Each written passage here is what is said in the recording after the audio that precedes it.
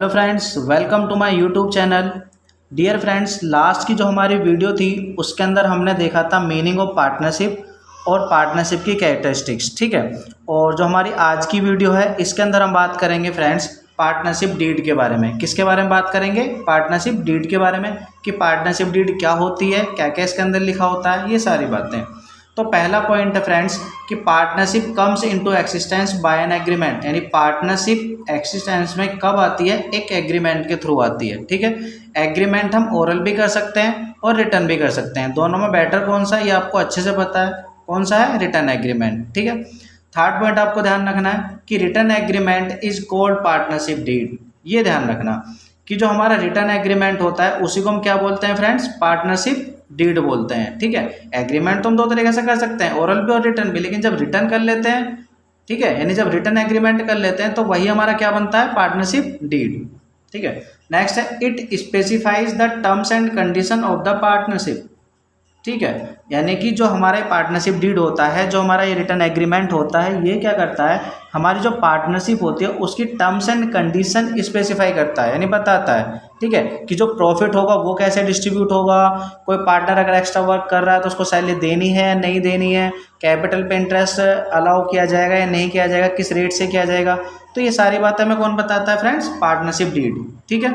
Next है it is a legal document. ये क्या है? एक लीगल डॉक्यूमेंट है, signed by all the partners, यानी जिस पर सभी पार्टनर अपने क्या करते हैं? साइन करते हैं। ठीक है। अब कुछ यहाँ पे इंपॉर्टेंट एक नोट सा लिखा हुआ है, उसको देख लेते हैं। Is it essential to have a partnership deed, यानी आपसे ये कहना चाह रहा है कि क्या पार्टनरशिप डीड का होना जरूरी है? तो इसका आंसर है no. No, it is a not essential. ठीक है, यानी जरूरी नहीं है, ये आपके ऊपर डिपेंड है। आप चाहो तो पार्टनरशिप डीड करो, चाहे तो ना करो। ठीक है। अगर आप पार्टनरशिप डीड कर रखे हैं आपने तो फिर काम उसके अकॉर्डिंग होगा, और अगर पार्टनरशिप डीड नहीं है तो हमारा जो इंडियन पार्टनरशिप एक्ट 1932 है उसके अंदर कुछ प्रोविजंस बनाए गए हैं, वो क्या हो जाएंगे? अप्लाई हो जाएंगे, यानी फिर काम इनके अकॉर्डिंग होगा। ठीक है ना? समझ में आया? आगे चलें। अब हम बात करते हैं कि जो हमारा पार्टनरशिप डीड होता है उसके अंदर कौन कौन सी डिटेल मेंशन की जाती है। तो आइए एक एक करके समझते हैं इनको।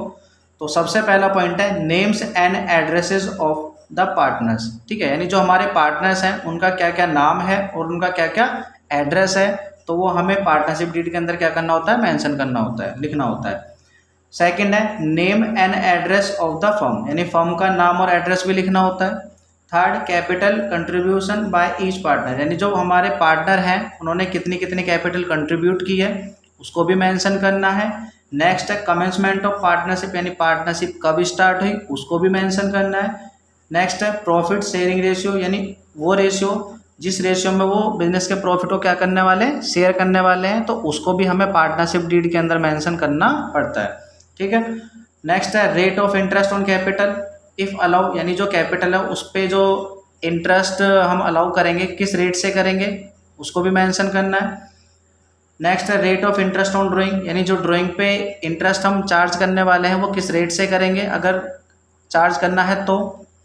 नेक्स्ट है सैलरी कमीशन इफ अलाउ, यानी किसी पार्टनर को सैलरी कमीशन देना है या नहीं देना है उस बात को भी हमें पार्टनरशिप डीड के अंदर मेंशन करना पड़ता है। नेक्स्ट है rate of interest on partners loan, अगर कोई पार्टनर है और वो फर्म को लोन प्रोवाइड कर रहा है तो उसे किस रेट से इंटरेस्ट देना है इसको भी मेंशन करना है। नेक्स्ट है वैल्यूएशन ऑफ गुडविल, कुछ ऐसी कंडीशन आएंगी फ्रेंड जहाँ पर हमें गुडविल की वैल्यू निकालनी पड़ेगी, वैल्यू फाइंड आउट करनी पड़ेगी, तो कौन सा मेथड हमें वहाँ पर यूज़ करना होगा तो उसको भी मेंशन करना पड़ता है।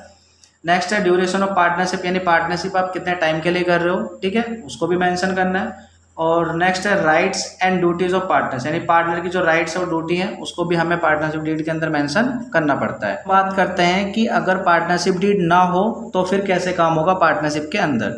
ठीक है, तो देखिए in the absence of partnership deed, यानी पार्टनरशिप डीड की एब्सेंस में, यानी पार्टनरशिप डीड नहीं है तो हमारा जो इंडियन पार्टनरशिप एक्ट 1932 है उसके अंदर जो प्रोविजंस बनाए गए हैं वो अप्लाई हो जाते हैं। ठीक है, अब वो कौन कौन से प्रोविजंस हैं एक एक करके उनको समझते हैं। तो सबसे पहला प्रोविजन है फ्रेंड्स कि जो हमारा बिजनेस है उससे हमें जो भी प्रॉफिट और लॉस होगा वो सभी पार्टनर्स में इक्वली डिस्ट्रीब्यूट किया जाएगा, ये ध्यान रखना।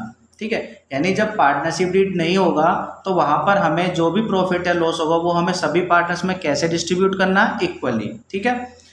सेकंड है interest on capital not allow, किसी भी पार्टनर को कैपिटल पे इंटरेस्ट अलाउ नहीं किया जाएगा। थर्ड, सैलरी और कमीशन नॉट अलाउ, किसी भी पार्टनर को ना तो सैलरी मिलेगी ना ही कमीशन मिलेगा।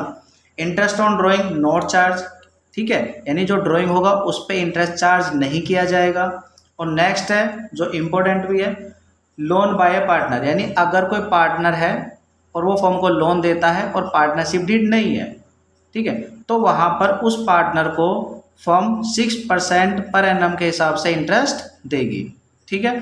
और second, it is charge against profit, ये क्या है, चार्ज अगेंस्ट प्रॉफिट है, मीन्स फर्म पार्टनर को इंटरेस्ट जरूर देगी चाहे फर्म को प्रॉफिट हुआ हो चाहे लॉस हुआ हो, ठीक है फ्रेंड। तो समझ में आ गया कि अगर पार्टनरशिप डीड नहीं होगा तो कैसे कैसे काम होगा, प्रॉफिट इक्वली डिस्ट्रीब्यूट किया जाएगा, कैपिटल पे इंटरेस्ट अलाउ नहीं किया जाएगा, किसी भी पार्टनर को सैलरी कमीशन नहीं देना, ड्राइंग पे इंटरेस्ट चार्ज नहीं किया जाएगा, और अगर कोई पार्टनर फर्म को लोन देता है तो उसे किस परसेंट मतलब किस रेट से इंटरेस्ट मिलेगा, 6% पर एनम के हिसाब से, ठीक है।